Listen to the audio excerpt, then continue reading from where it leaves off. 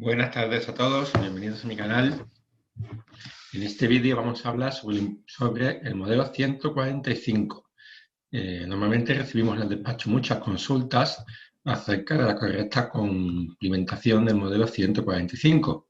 Este modelo es importante, pues con la información que hay en él, los pagadores pueden calcular, usando los algoritmos de Hacienda, la retención que tiene que haber en las nóminas de sus trabajadores, o bien las administraciones públicas que satisfacen algún tipo de ayuda o algún tipo de renta, también utilizan este modelo para calcular el tipo de retención correcto que tiene que haber en las nóminas, de forma que la declaración de la renta pues, no salga mucho a pagar ni poco a devolver, sino que sea más o menos un cálculo exacto. Este modelo no es complicado de rellenar, genera muchas dudas porque algunos apartados no están demasiado claros. ¿De acuerdo? Sin más dilación, vamos a pasar a ver apartado por apartado cómo hay que rellenarlo de forma correcta. Lo primero que nos preguntan son los datos del perceptor, o sea, los datos de la persona que rellena el formulario. Su DNI, aquí, su apellido y su nombre, y su año de nacimiento. Después, el modelo 145 nos pregunta sobre la situación familiar.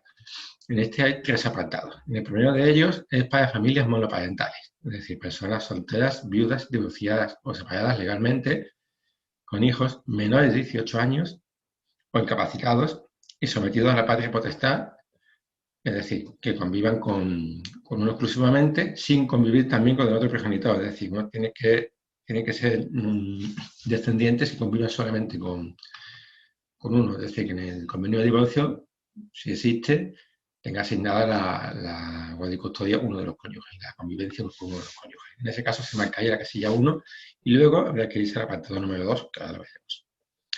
Personas casadas que no estén separadas y cuyo cónyuge obtenga rentas no mayores de 1.500 euros, tendría que marcar la casilla número 2, y aquí nos piden también que se identifique, es decir, del cónyuge. ¿Por qué? Porque Hacienda va a comprobar que efectivamente es así.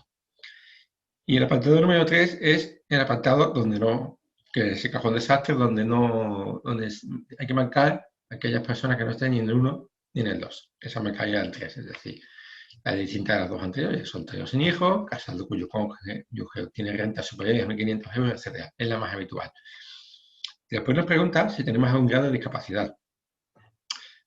Entre 33 y 65, mayor 65%, y si además de tener un grado de discapacidad hace falta la ayuda de terceras personas o se tiene movilidad reducida, siempre y cuando se pueda acreditar.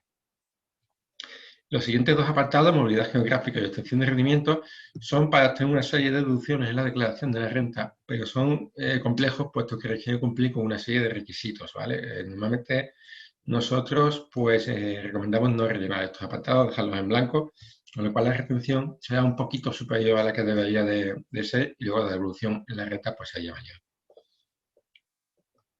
En el apartado 2 nos pregunta por los hijos o descendientes menores de 25 años o mayores si son discapacitados que conviven con el perceptor. El perceptor es la persona que rellena.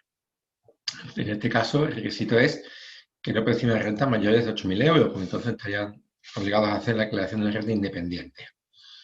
Nos pregunta por el año de nacimiento, el año de adopción o acogimiento, si tiene discapacidad, 23 o 65, y como en el caso anterior, además de tener discapacidad, tiene acreditada la necesidad de ayuda de terceras personas o movilidad reducida.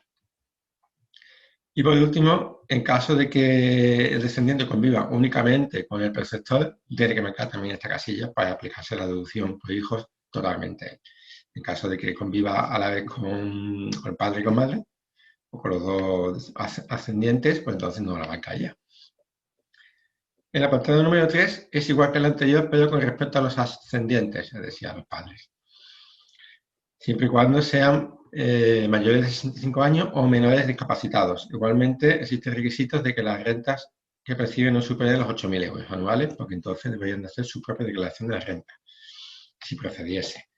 Pregunto igual que en el caso anterior, por el año de nacimiento, el grado de discapacidad, la necesidad de ayuda a terceras personas y si convive únicamente con el perceptor, marcaría esta casilla y si no, no tendría que marcarla. El siguiente apartado, número 4, es para rellenar las pensiones compensatorias a favor del cónyuge y las anualidades por alimentos a favor de los hijos. siempre y cuando, esto es importante, esas cantidades hayan sido determinadas por resolución judicial. No son válidos los pactos entre partes que no hayan pasado por el juzgado, que no han sido validados por el juzgado. Es muy importante porque también nos encontramos con esos casos habitualmente en las declaraciones de la renta. Habría que poner el cómputo anual que le paga bien al cónyuge o bien a los hijos. El siguiente apartado son los pagos, si se están realizando pagos por la adquisición o rehabilitación de la vivienda habitual. Es decir, si se tiene una hipoteca por la compra de una vivienda que se ha considerado vivienda habitual. Es importante que la compra de esa vivienda haya sido anterior al 1 de enero de 2013, puesto que las compras posteriores a esta fecha no tienen derecho a deducción. Y también es importante que los rendimientos de trabajo brutos no pasen de 33.007,20 euros. Si se cumplen estos dos requisitos, se puede marcar esta casilla y el tipo de retención bajaría un 2%.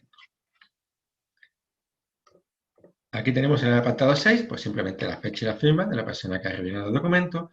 Y en el número 7, la empresa o entidad que lo recibe debe de rellenarlo y firmarlo y entregar un acuse de recibo a la persona que ha entregado el documento para tener constancia de ello. En el próximo vídeo vamos a hablar de cómo calcular cuál es el tipo de reducción correcto que tiene uno que tener en su nómina. Esa también es una pregunta muy habitual que nos hacen. Oye, Emilio, ¿yo qué retención tengo que tener en mi nómina? Porque he tenido 2 pagadores, o he tenido un trabajo temporal, o lo tengo, me están reteniendo solamente un 2% y no quiero que Hacienda venga y me pegue el palo. A ver, ¿qué retención debo de tener? Bueno, pues hay una fórmula para calcularlo, ¿vale? Hay un mecanismo para calcularlo, que tampoco es complejo, y eso lo veremos en el próximo vídeo. Así que si quieres que YouTube te avise, por favor suscríbete y dale a la campanita para que te mande un mensaje. Así que, muy bien, muchas gracias por escuchar este vídeo y buenas tardes.